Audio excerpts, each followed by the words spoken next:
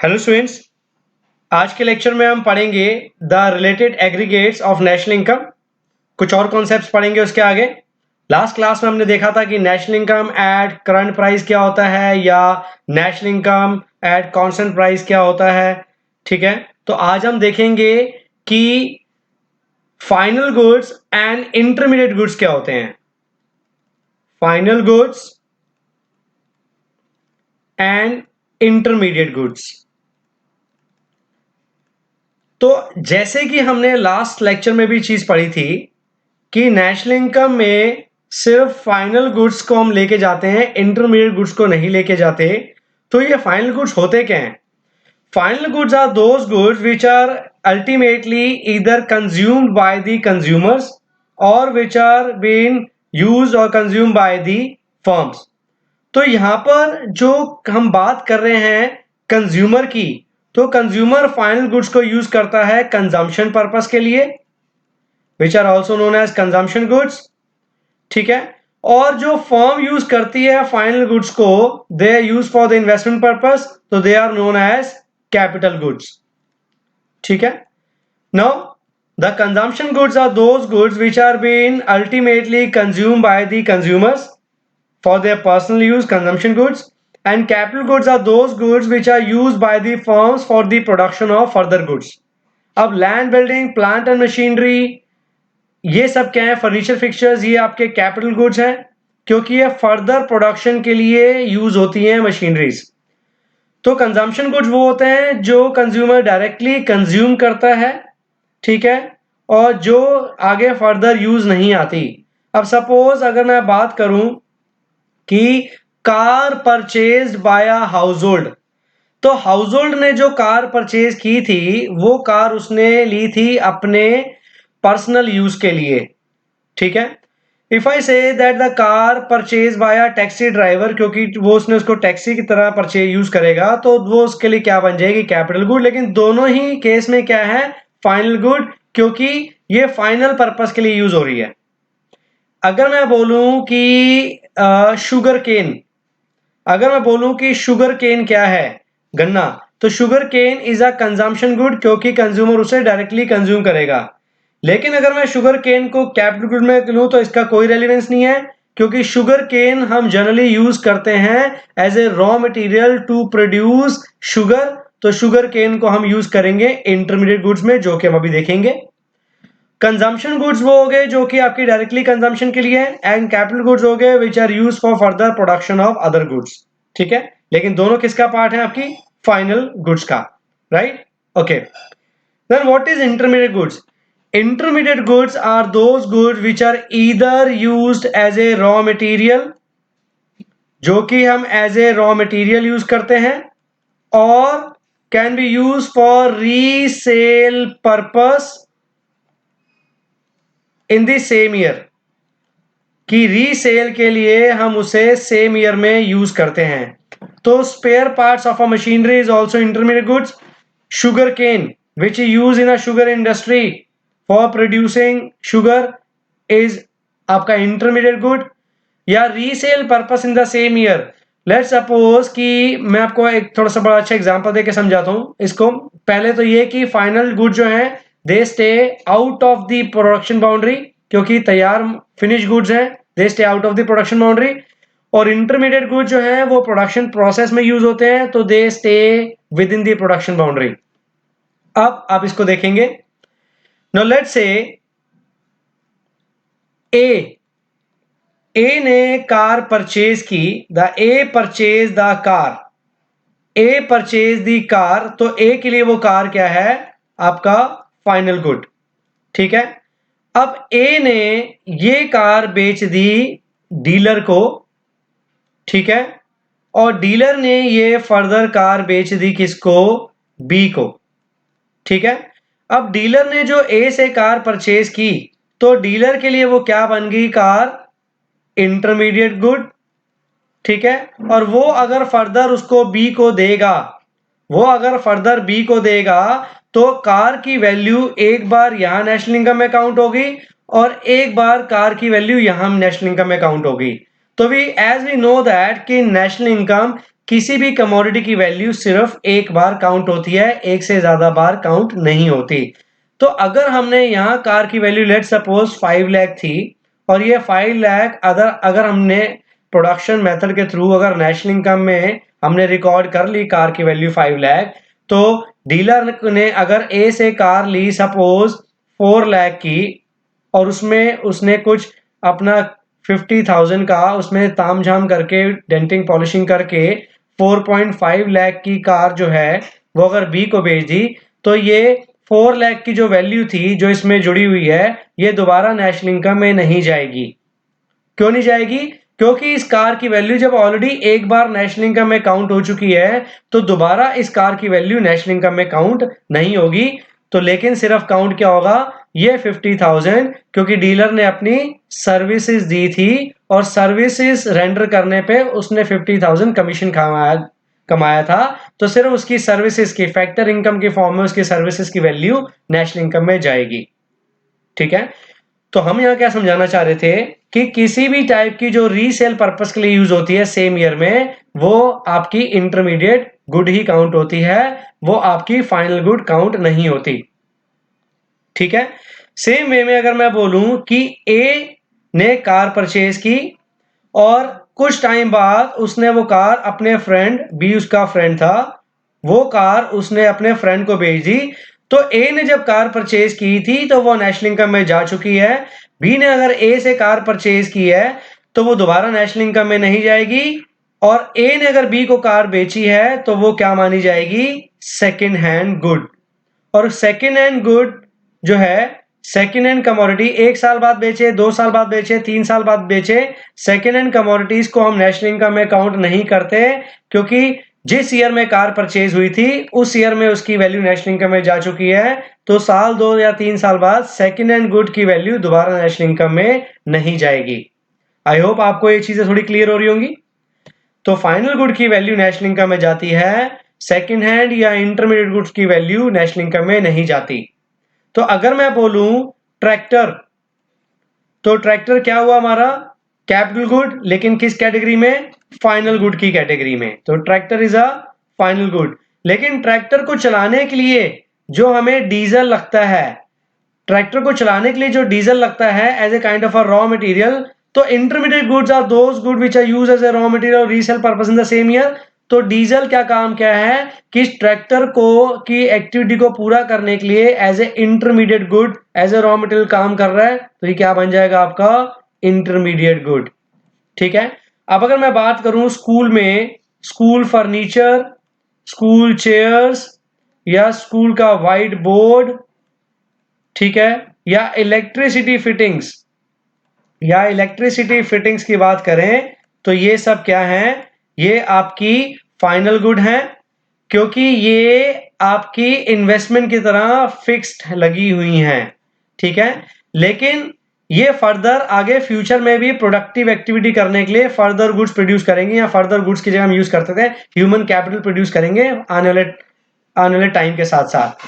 तो intermediate good इस case में क्या होगा, चौक, डस्टर, ठीक है, चौक, डस्टर, मार्कर, ये सब क्या माने जाएंगे, इंटरमीडिएट गुड, क्योंकि ये विद यूज के साथ साथ एग्जॉस्ट होते चले जाएंगे, इनकी यूटिलिटी पूरी होती चली जाएगी जैसे जैसे ये प्रोडक्टिव एक्टिविटी को पूरा करते जाएंगे। तो जो भी किसी भी फाइनल गुड को बनाने के लिए जो भी आपके सोर्सेज या जो भी रॉ मटेरियल लगता है, that is called your intermediate good. I hope आपको थोड़ा सा डाउट क्लियर, डिफरेंस क्लियर होगा इंटरमीडिएट गुड्स और फाइनल गुड में। ठीक है, अब आप इसके कुछ एग्जांपल देखते हैं। Now let's take the examples of final goods and intermediate goods.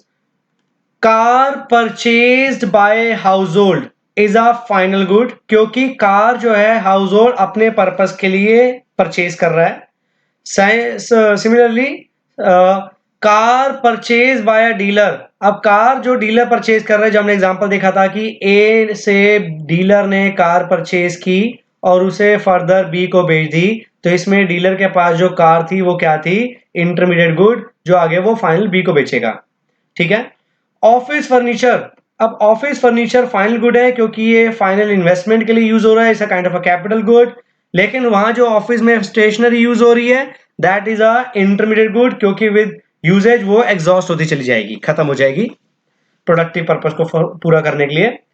School bus, अब स्कूल ने बस परचेज किया, it's a capital good, investment, final good है। और diesel used in a school bus is a intermediate good, क्योंकि वो उसको productive purpose के लिए यूज हो रहा है। School building is a final good, क्योंकि फिक्स इन्वेस्टमेंट है, एक बार आपने स्कूल बिल्डिंग क्रिएट कर दी तो फ्यूचर की जो कलेक्टिव नीड्स हैं स्टूडेंट्स की उनको पूरा करने में यूज आएंगी। लेकिन goods essential for the maintenance of building, colour, paint, cement, ये बार बार आप उसको यहाँ पर यूज करोगे ताकि वो फ्यूचर में भी प्रोडक्टिव एक्टिविटी करता रहे, तो इसके लिए वो क्या होगा, उसका intermediate good use as a raw material. So same way में tractor purchase by a farmer, machinery purchase by a production unit, ये सब क्या है, फाइनल गुड, क्योंकि फार्मर ट्रैक्टर अपने काम के लिए परचेज किया है, मशीन परचेज किया है प्रोडक्शन यूनिट ने अपने काम के लिए, तो कैपिटल गुड का पार्ट है लेकिन फाइनल गुड का पार्ट है। तो डीजल परचेज बाय फार्मर या purchase of sphere of machinery by production unit, तो ये क्या है आपका इंटरमीडिएट गुड। ध्यान से सुनिए, diesel purchase by house hold, अब अगर हाउस होल्ड डीजल परचेज करेगा तो उसको आप क्या मानोगे, it will be a final good, क्योंकि डीजल किसने परचेज किया है, हाउस होल्ड ने। अब वो डीजल को किसी पर्पस में यूज करे या डीजल अपने ऊपर छिड़क के आग लगा ले, that is not the issue, वो क्या माना जाएगा, फाइनल गुड, क्योंकि हाउस होल्ड या कंज्यूमर ने उसे अपने पर्सनल यूज के लिए लिया है। ठीक है, okay. Book purchase by a student, अब अगर स्टूडेंट कोई बुक परचेज करता है तो that will be taken as आपका फाइनल गुड। लेकिन बुक अगर बुक सेलर के पास पड़ी है जिसे वो आगे फर्दर स्टूडेंट्स को बेचेगा, तो उसके लिए वो क्या है, एक book seller kind of a dealer है जो आगे बुक्स के ऊपर अपना मार्जिन रख के आगे बेचेगा स्टूडेंट्स को, तो it will be intermediate good. तो sewing machine purchase by tailor final, purchase of needles threads by tailor is intermediate. Classroom furniture या purchase of stationery by the students, ठीक है, जैसे diesel purchase by household या stationery purchase by student अपने personal use के लिए, final. और purchase of stationery by school या duster, chalk, marker, pen, intermediate. ठीक है, आई होप आपको इसमें कोई डाउट नहीं होगा। आगे चलें। नेक्स्ट आता है आपका कॉन्सेप्ट दैट इज डोमेस्टिक और economic territory of a country. Now what is domestic और economic territory? Economic territory is the geographical territory which is administered by the government within which persons, goods and capital circulate freely. तो domestic territory वो हमारी economic territory है, वो geographical territory है, ठीक है, जिसे हमारी गवर्नमेंट एडमिनिस्टर कर रही है, हमारी गवर्नमेंट चला रही है। और विद इन दैट टेरिटरी हमारे जो पर्सन्स हैं या जो गुड्स हैं या जो पैसा कैपिटल है that is circulating freely, that is the domestic territory of a country या पॉलिटिकल फ्रंटियर्स या बॉर्डर्स ऑफ अ कंट्री। ठीक है, व्हाट इज जीडीपी, हमने डेफिनेशन पहले ही पढ़ी हुई है, the gross market value, the gross money value of all the final goods and services which is produced in the domestic territory of a country during a particular year is known as GDP. और इसी GDP में अगर हम income earn from abroad बना लेंगे तो क्या बन जाएगी हमारी national income. Now what does आपका डोमेस्टिक और इकोनॉमिक टेरिटरी इंक्लूड्स, तो अब आपके डोमेस्टिक इकोनॉमिक टेरिटरी में क्या क्या आता है हम पढ़ेंगे थोड़ा सा। First, territory lying within the political frontiers of a country, it includes territorial waters also। तो जो हमारे political frontiers हैं या जो हमारे borders हैं कंट्री के, और जितने भी टेरिटोरियल वाटर हैं, जैसे इंडियन ओशन में मान लो एक पोर्शन तक जो है हमारी टेरिटरी का पार्ट है वो वाटर्स, तो that will be a part of our domestic territory. ठीक है, ships and aircrafts owned and operated by the resident between two or more countries। अब example, Indian ships moving between UK and Pakistan regularly or passenger planes operated by Air India between Russia and Japan are the part of domestic territory of a country। अब planes कहाँ के हैं, India के, air India. ठीक है, और जो भी इंडियन शिप्स हैं, शिप्स किसकी हैं, इंडिया की, अगर वो यूके पाकिस्तान में रेगुलरली पैसेंजर्स को आ रही हैं, ले जा रही हैं, या एयर इंडिया रशिया और जापान में रेगुलरली बेसिस को पैसेंजर्स को लेके आ रहे हैं, जा रहे हैं, तो किसका पार्ट बनेगा, इंडिया की डोमेस्टिक टेरिटरी का, क्योंकि वो डेली अप डाउन कर रही हैं एयर इंडिया के फ्लाइट्स और इंडियन शिप्स वाटर में, तो ये हमारी ही डोमेस्टिक टेरिटरी का पार्ट बनेंगी। Fishing vessels, oil and natural rigs, या floating platforms operated by the resident of a country, जैसे इंडिया के लोग अगर उनको ऑपरेट कर रहे हैं इन द इंटरनेशनल वाटर्स और engage in the extraction in areas where the country has exclusive rights of operations. For example, fishing boats operated by Indian fishermen in the international waters of Indian oceans is a part of domestic territory of a country. तो अगर India के fishing boats हैं, Indian fisherman fishing boats international water में लेके जाते हैं daily Indian ocean में और लेके वापस ले आते हैं, तो वो इंडिया की ही डोमेस्टिक टेरिटरी का पार्ट बनेगी क्योंकि वो डेली अप डाउन कर रहे हैं. सेम वे में जो हमारे इंडियंस अगर इंटरनेशनल वाटर्स में अगर कोई फ्लोटिंग प्लेटफॉर्म पे एक्सट्रैक्ट करने जाते हैं, लेकिन वो कौन एक्सट्रैक्ट करने आ रहे हैं ऑयल? हमारी कंट्री इंडिया के लोग, इंडिया के रेजिडेंट, तो भी वो हमारी उनकी इनकम जो है वो हमारी इंडिया की डोमेस्टिक टेरिटरी ऑफ इंडिया की इनकम में ही जुड़ेगी. ठीक है, अब ये थोड़ा सा लोचे वाला पॉइंट है, थोड़ा सा ध्यान से समझने वाला. Fourth point, embassies, consulates and military establishment of the country located abroad. तो जितने भी हमारे कॉन्सुलेट्स, एम्बेसडर्स या एम्बेसीज हैं या जो हमारी मिलिट्री एस्टेब्लिशमेंट्स हैं, हमारे ऑफिसेज अगर अब्रॉड में सेटल्ड हैं तो वो हमारी डोमेस्टिक टेरिटरी का पार्ट है, ना कि उस कंट्री का. अब मान लो सालों साल के लिए इंडिया के एम्बेसी जो है रशिया, अमेरिका में या दूसरी कंट्री में उनके ऑफिसेज हैं, तो वो इंडिया की डोमेस्टिक टेरिटरी का पार्ट बनेंगी. क्यों? क्योंकि इन एम्बेसीज को कौन चला रहा है? इन एम्बेसीज को इंडियन गवर्नमेंट चला रही है. इसलिए इंडियन एम्बेसीज अगर रशिया, अमेरिका या अदर कंट्रीज में है, वो इंडिया की डोमेस्टिक टेरिटरी का पार्ट है. सिमिलरली अगर अदर कंट्रीज के एम्बेसीज, अगर हम बात करें कि दूसरी कंट्रीज की एम्बेसीज अगर हमारी कंट्री में लोकेटेड हैं, तो वो हमारी कंट्री का पार्ट नहीं है, वो उनकी अपनी खुद की डोमेस्टिक कंट्री का पार्ट है. सपोज रशिया के एम्बेसी इंडिया में है, अगर रशिया के एम्बेसी इंडिया में है तो that is a domestic territory the part of Russia, not the India. और अगर इंडिया के एम्बेसी रशिया या अफगानिस्तान या अमेरिका में है तो इंडिया के embassy domestic territory of India का पार्ट है. ठीक है, okay. What domestic territory does not include. अब डोमेस्टिक टेरिटरी में हम क्या इंक्लूड नहीं करते? Territorial enclaves, embassies used administered by foreign government. तो अगर एम्बेसीज को, वही हमने ऊपर पॉइंट पढ़ा कि एम्बेसीज को अगर फॉरेन गवर्नमेंट चला रही है, जैसे रशियन एम्बेसी इंडिया में और उनको रशिया की गवर्नमेंट एडमिनिस्टर कर रही है, तो वो हमारी डोमेस्टिक टेरिटरी का पार्ट नहीं है. और international organisation which are physically located within the geographical boundary of a country, तो जैसे IMF, international monetary fund, WTO, world trade organisation, WHO, UNICEF, ये सब क्या है? International organisation. इन इंटरनेशनल ऑर्गेनाइजेशन को अगर वही लोग चला रहे हैं, लेकिन उनका पार्ट अगर हमारी इंडिया की डोमेस्टिक में है, तो भी वो हमारी डोमेस्टिक का पार्ट नहीं है, क्योंकि they are run by the international people. तो these international organisation are the part of international territory and not the domestic. ठीक है, नेक्स्ट देखेंगे. अब आप सोचो कि ये सब कहाँ काम आ रहा है? जहां पर हम आगे जब हम एस्टिमेशंस करेंगे, ट्रीटमेंट करेंगे इनकी नेशनल इनकम में कि इनमें से किसकी इनकम नेशनल इनकम में ऐड होती है, किसकी नहीं होती, तो ये सब हम चैप्टर के लास्ट में देखेंगे. तो अगर अभी हमने इस टॉपिक को उठा लिया, this is see actually this is not the two way communication कि हम क्लास में बैठे हैं तो हम इस पे डिबेट कर सकते हैं. It's a one way communication right now. तो we can not take those examples which are contradictory और जो कहीं ना कहीं कोई डिलेमा क्रिएट कर दें. Right, okay.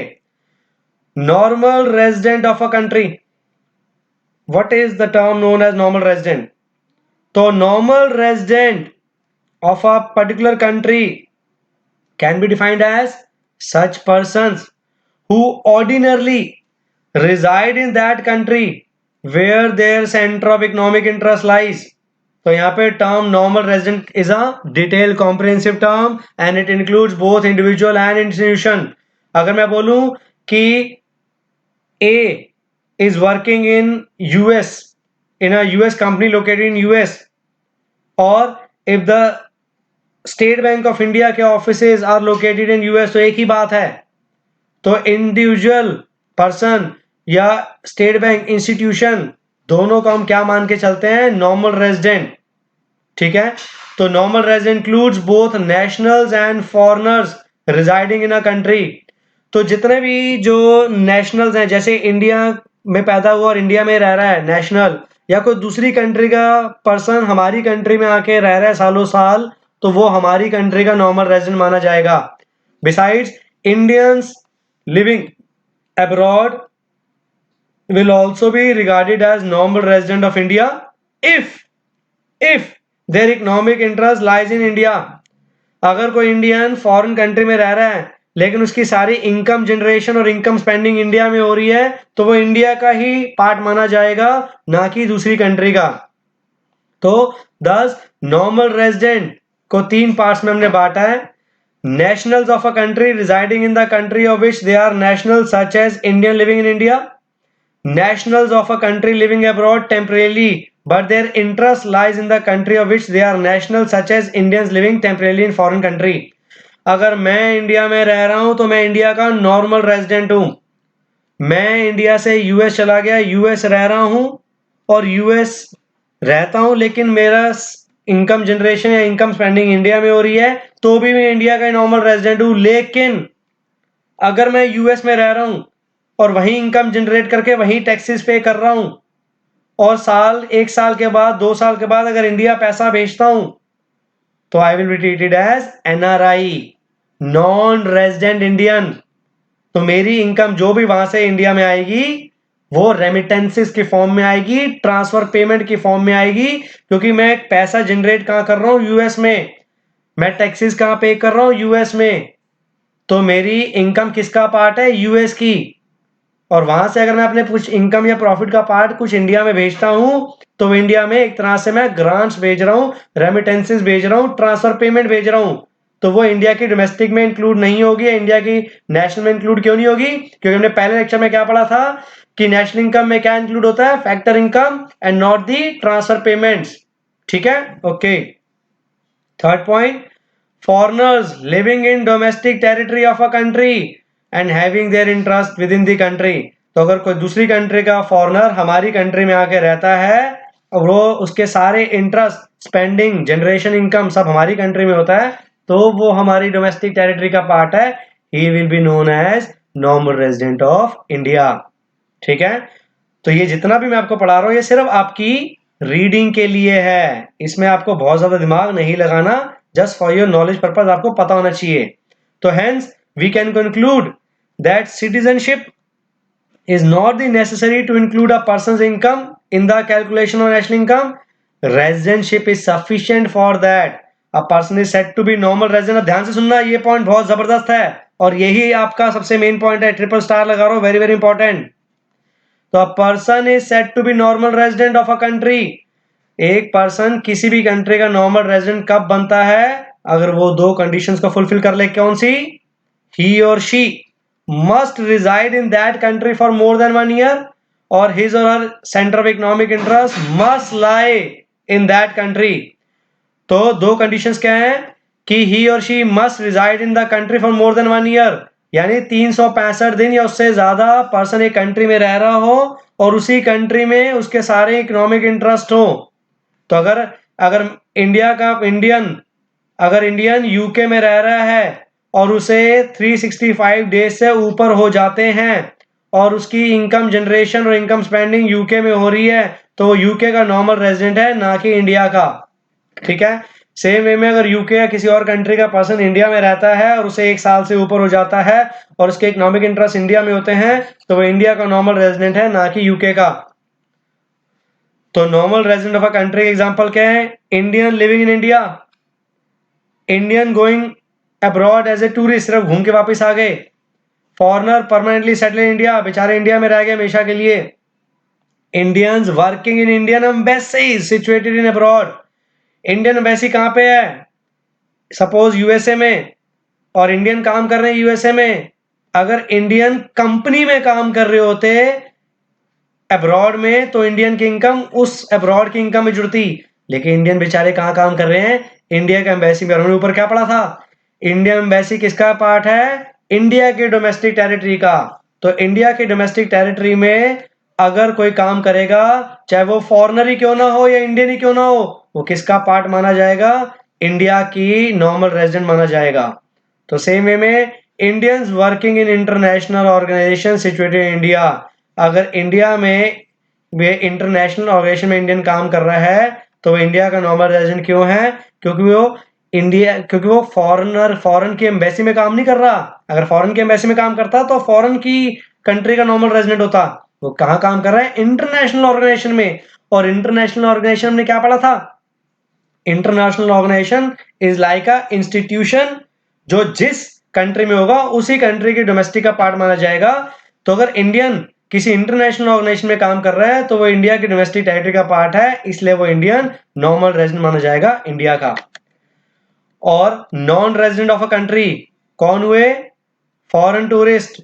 अगर ये वो लोग यहाँ घूमने आए हैं, बाहर के लोग, बाहर के स्पोर्ट्समैन यहाँ आए हैं, crew member of foreign ships अगर कुछ टाइम के लिए आए हैं, या सीजनल वर्कर 3-4 महीने के लिए आए हैं, ना कि 1 साल से ऊपर, क्योंकि 1 साल से ऊपर आते तो वो हमारी कंट्री के हो जाते नॉर्मल रेजिडेंट।